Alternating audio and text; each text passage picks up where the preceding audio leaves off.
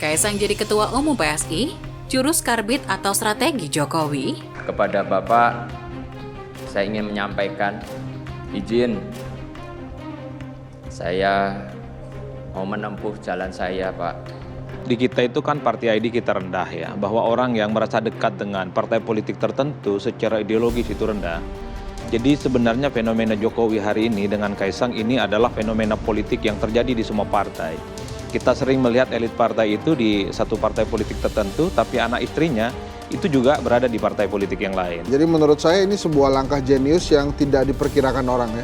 Sebagai sosok sederhana, datang dari Solo, 2 kali diberikan dukungan oleh PDI Perjuangan sebagai wali kota, sebagai gubernur Jakarta, kemudian presiden 2 kali. Nilai tawar mungkin iya, tetapi di saat yang sama juga ini menegaskan ada sesuatu yang tidak baik-baik saja antara keluarga Pak Jokowi dengan PDIP. Hubungan Pak Jokowi dengan Bu Mega dengan PDIP kan naik turun, panas adem. Nah, Mas Umam sedang tidak baik-baik saja, betul. Simbolnya PSI kan mawar, dan mawar itu juga salah satu bunga favorit istri saya. Kalau Kaisang disimpan di PSI, maka Pak Jokowi akan mencari pelabuhan lain partai yang lebih besar.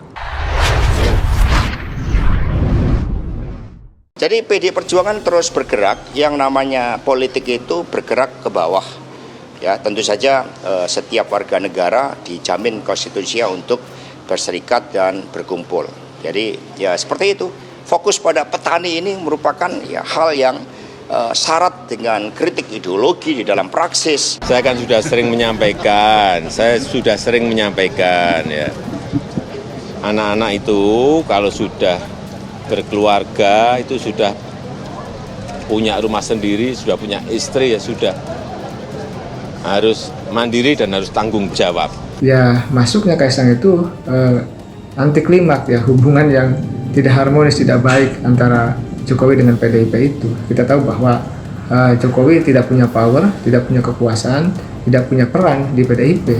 Ya, oleh karena itu ya mungkin ya agar anaknya ke depan ya punya masa depan, punya peran, ya maka masuk partai lain. Putra bungsu Presiden Joko Widodo Kaisang Pangarep akhirnya terjun ke dunia politik lewat Partai Solidaritas Indonesia. Tidak tanggung-tanggung, Kaisang langsung terpilih sebagai Ketua Umum PSI, tak lebih dari 1 pekan setelah resmi menjadi kader partai. Kaisang pun disorot, selain berhasil menjadi Ketua Umum dalam proses serba kilat, jalan politik Kaisang dipertanyakan karena memilih partai yang berbeda dengan ayah dan kakaknya, Gibran Rakabuming Raka, yang bernaung di PDIP. Pengamat politik Universitas Andalas Asrinaldi menyebut ada faktor Jokowi yang menjadi alasan kuat PSI memilih sosok Kaisang sebagai Ketua Umum partai. Karena faktor Jokowi itu pula, Asrinaldi melihat pilihan Kaisang ke PSI ketimbang PDIP bisa dibaca bahwa dukungan keluarga Presiden Jokowi tidak sepenuhnya ke PDIP. Perbedaan itu menurut Asrinaldi terutama menyangkut dukungan calon presiden di Pilpres 2024. Kaisang jadi bukti bahwa dalam keluarga Jokowi, nama Ganjar Pranowo yang diusung PDIP belum sepenuhnya diterima. PSI memang sudah sejak awal mendeklarasikan dukungan terhadap Ganjar. Namun belakangan dukungan itu mulai diragukan setelah PSI terlihat semakin mesra dengan Prabowo Subianto. Apalagi jika melihat hubungan PSI dan PDIP yang masih berjarak. Secara langsung bisa dilihat bagaimana PSI mendukung Prabowo sebagai presiden. Jika Kaisang didaulat sebagai ketum sementara Kaisang adalah putra presiden yang direstui bergabung dengan PSI, tentu secara tidak langsung Jokowi juga mendukung Prabowo.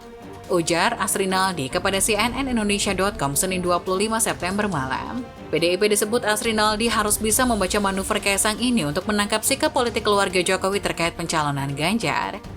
Direktur Eksekutif Kajian Politik Nasional Adib Miftahul juga melihat masuknya Kaisang ke partai berlambang mawar itu tidak terlepas dari arahan Jokowi. Selain itu, Adib menduga kehadiran Kaisang di PSI ini sebagai bridging alias jembatan penghubung untuk politik Jokowi. Dengan merestui Kaisang di PSI, Adib menilai ada 2 kemungkinan strategi Jokowi. Pertama, sebagai investasi politik Jokowi pasca pemilu 2024, dalam konteks ini, PSI bisa jadi alat atau kendaraan politik baru Jokowi. Atau kemungkinan kedua sebagai bentuk dukungan Jokowi kepada Prabowo Subianto di Pilpres 2024. Saya kira Kaisang tidak bisa dilepaskan oleh dia, anak presiden. Secara teori politik kan ada efek ekor jas kan di situ. Kalau Kaisang bukan anaknya Pak Jokowi, mana bisa jadi ketum PSI?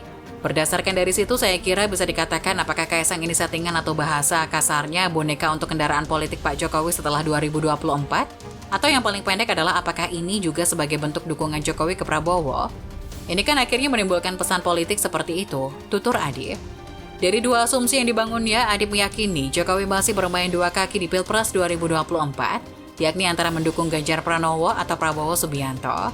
Bagi PSI sendiri, menunjuk Kaisang sebagai ketua umum partai dinilai sebagai langkah pragmatis yang jauh dari citra mereka sebagai partai anak muda. Lewat Kaisang, PSI disebut ingin ikut mengambil keuntungan dari popularitas dan approval rating atau tingkat kepuasan terhadap kinerja Presiden Joko Widodo yang terbilang cukup bagus berdasarkan survei sejumlah lembaga. PSI berharap dengan menggamit Kaisang bisa mendapat limpahan elektoral imbas popularitas dan approval rating Jokowi.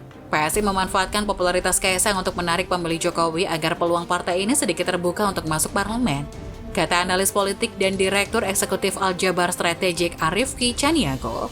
Sementara menurut Adib, langkah PSI ini kental dengan nilai pragmatisme dan transaksional. PSI di tengah kemiskinan figur di internal partai disebut Adib akhirnya memilih jalan pintas demi suara elektoral. PSI disebutnya rela menanggalkan nilai-nilai idealisme sebagai partai anak muda. Nilai-nilai tersebut misalnya anti politik transaksional hingga nilai-nilai meritokrasi. Kaisang ini memang figur anak muda, walaupun kemarin sore masih karbitan, tidak mau capek dan ini semakin menegaskan bahwa pragmatisme, transaksional, karbitan, yang penting punya daya gedor, daya magnet elektoral, itulah PSI. Nyaris tidak ada kaderisasi, jelas Adib. Arifki menilai apa yang ditempuh PSI lebih pas disebut sebagai sikap realistis. Pemilu yang semakin dekat membuat pilihan PSI akan kian terbatas untuk menyusun strategi menembus parlemen. Arifki mengatakan target PSI adalah pendukung Jokowi. Karenanya, PSI jelas ingin mengambil sisi elektoral pendukung Jokowi yang ke PDIP atau partai koalisi lainnya. PSI memanfaatkan popularitas Kaisang untuk menarik pemilih Jokowi agar peluang partai ini sedikit terbuka untuk masuk parlemen, kata Arifki. Arifki menilai daya tawar PSI akan diuntungkan karena Kaisang sudah dikenal. Sementara itu Kaisang juga diuntungkan karena dia bukan petugas partai melainkan ketum. Namun Arifki belum bisa memprediksi apakah keputusan PSI menunjuk Kaisang sebagai ketum bisa membuahkan hasil maksimal. Menurut Arifki, suara PSI berpeluang naik bila Kaisang mampu mengkapitalisasi pemilih yang suka Jokowi tapi belum punya pilihan partai politik. Namun itu juga sangat bergantung pada narasi yang diusung Kaisang nanti. Hal serupa diutarakan Asri Naldi. Menurutnya strategi PSI menunjuk Kaisang tidak menjamin partai itu bisa mudah lolos ke parlemen. Kalau target lolos parlemen ini memang berat, tapi agenda ini harus menjadi target Kaisang. Kalau melihat kontestasi politik di antara partai pada pemilu 2024 sulit bagi PSI. Jelas Asri Naldi. Terus terang, saya masuk politik itu ya salah satu inspirasinya bapak saya sendiri. Beliau ini orang yang sangat saya cintai dan saya hormati. Saya ingin mengikuti jejak beliau untuk berpolitik untuk kebaikan. Semoga Gusti Allah memberkahi jalan yang saya pilih ini.